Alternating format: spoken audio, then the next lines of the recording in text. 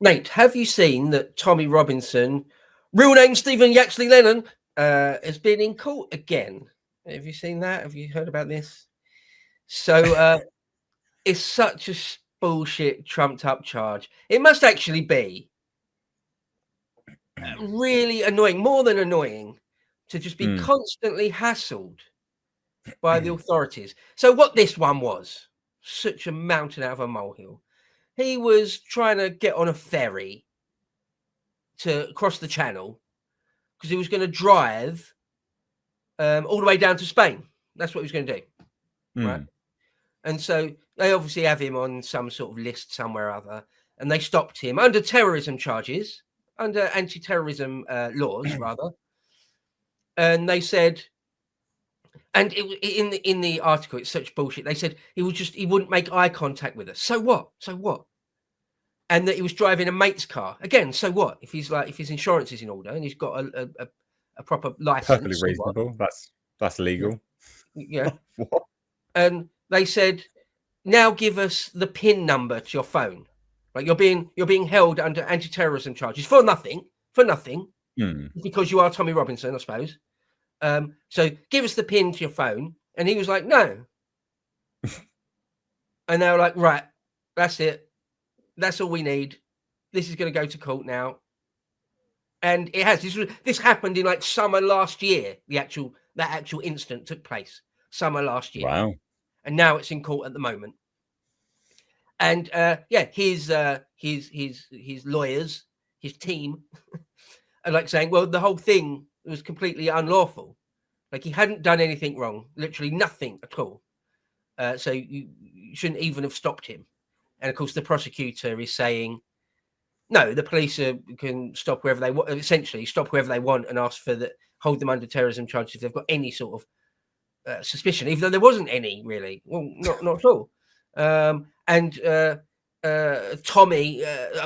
Stephen Yaxley-Lennon had been told that, if you don't give us your PIN, then you really have like reached a level of like it being a problem, and he still refused. So anyway, here we are now, like over a year later, and it's come to court, and well, it is what it is. And I mean, what do you think of this? So I mean, this is just nonsense, isn't it? Really, like it's authoritarian. It's an overreach, and this is purely just because of who he is, right? Like obviously, and we're seeing this more and more now as well. The state clamping down on people in a really, really quite insidious fashion, I believe. When people come and go from the country, they're clearly on some kind of watch list. I mean, I've said before on this in a previous video, I came back from Spain this year. I had a holiday out to a villa and came back, and I was seriously worried. Like I was seriously worried. I think actually it was when we were doing the Graham Linehan piece, because his tweets are pretty tame, and I was like, well, my tweets are bloody pretty mental, to be honest, by comparison. Oh yeah. And I was expecting to get stopped. And the thing is, like, with Tommy, real name Stephen Yaxley-Lennon, as I always like to say, for whatever reason, it's just pathetic. Far-right activist Stephen Yaxley-Lennon. EDL member. Yeah. Sure, whatever, mate. EDL, yeah. Far-right. Yeah. Yeah, sure. Blah, friend blah, of Elon Musk. Yeah. Well, more of a friend to Israel these days, but all right.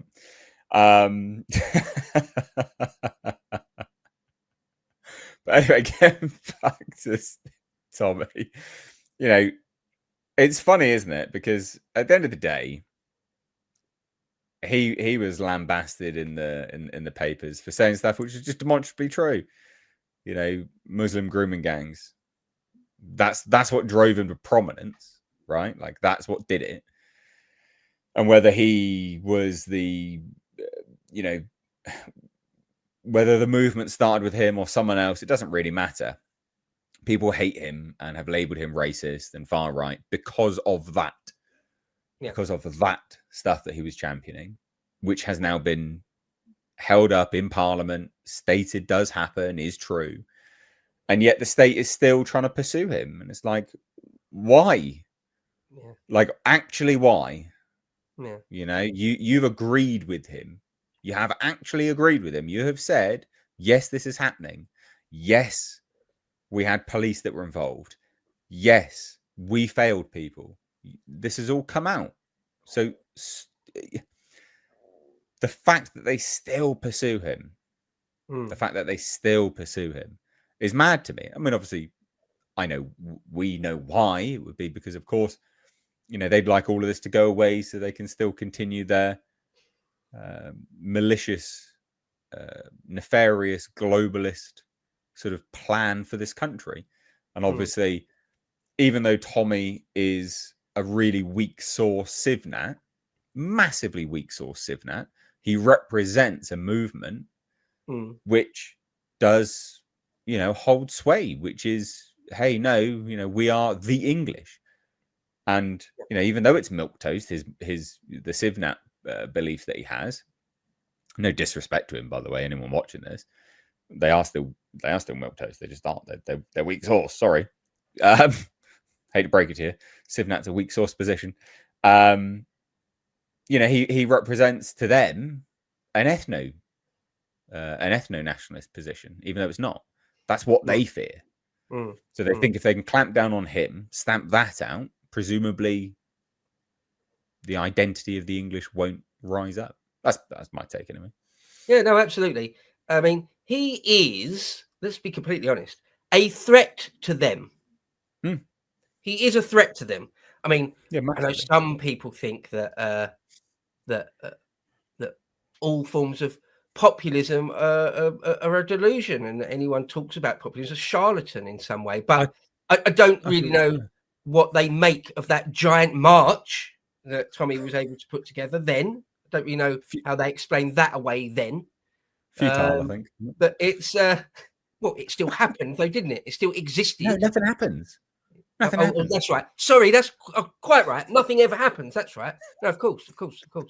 But no, he's a threat to the establishment. Civnat that he is, right? That's his crime. That he can ask for a rally, or he can ask for money just on the internet, and he gets it. That's a threat to them, right? And yeah, as you said, even when you went abroad, you was worried about it. You know, they screw with people like Graham Lenihan. They screwed with Tom Rosell, survived the jive. Screwed with Callum off the low team. Loads and loads of people, right? That's part of their sort of what they do, is just to make your life difficult, because they can't properly bang you up. They can't actually put you in a gulag.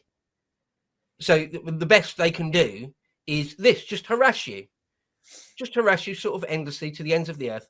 And the thing is, like, for one little example, just like a few weeks ago, I was looking at a reasonably old, like a year old or so video from Hope Not Hate, where Hope Not Hate had made this massive dossier about Tommy, about all Tommy's movements, exactly who he's friends with, like string on a board, putting it up on all different names and connecting. This massive thick document they'd made, and they were like submitting it formally to I don't know whether it was the Crown Prosecution Service or something like that. So, you know, that side of the aisle do absolutely despise him because of his power, right? Just to be able to talk about that you're going to have a rally and then it's that big, that is power, right? And yeah, despite people like us, which are much more hardline, much more ethnat, explicitly ethnat, we've both said it. So Tommy doesn't go quite far enough for us, but nonetheless, he is still. I mean, I think it was a member of his own family was sexually assaulted back in the day. Yeah, I think it was a cousin, wasn't it? I think. And he's from Luton, right? And Luton is a completely captured foreign enclave, like a hellhole, some sort of like open asylum, insane asylum for foreign people. An open air. That's where what a lot of it's where a lot of our terrorists come from in this country, actually. Right. Yeah. A lot of the stuff has been planned there, plotted there, outside of mosques there. Yeah. And so Tommy's crime is to have, one, noticed that, and two, said something about it. Can't do that. Right? So that's why he needs to be shut shut down, shut it down, shut it down. And so, you know, it's really unfortunate we live in a country where there's so many forces ranged against someone like Tommy, right? Sorry, Stephen, a far right activist, friend of Elon, ex-EDL leader Stephen yaxley-lennon. It's terrible, really, because he's not. He doesn't deserve it. All he's done is noticed and said something about it. Like, you remember when he went on it was some breakfast show and it was with Piers Morgan, and he started to try and explain, when they're basically like, explain yourself. Why have you got a problem with brown people? Xenophobe, bigot, racist. What's the problem? And he started to try and actually explain his position by talking about the Quran and perhaps the Hadiths. He started to talk about the actual doctrines of Islam. And Piers Morgan just shut him down, literally shut him down. You've got to stop talking now, and we're going to end this segment and move on. Right? That's his crime. That's his crime. And for that, they will try and hunt him down wherever possible.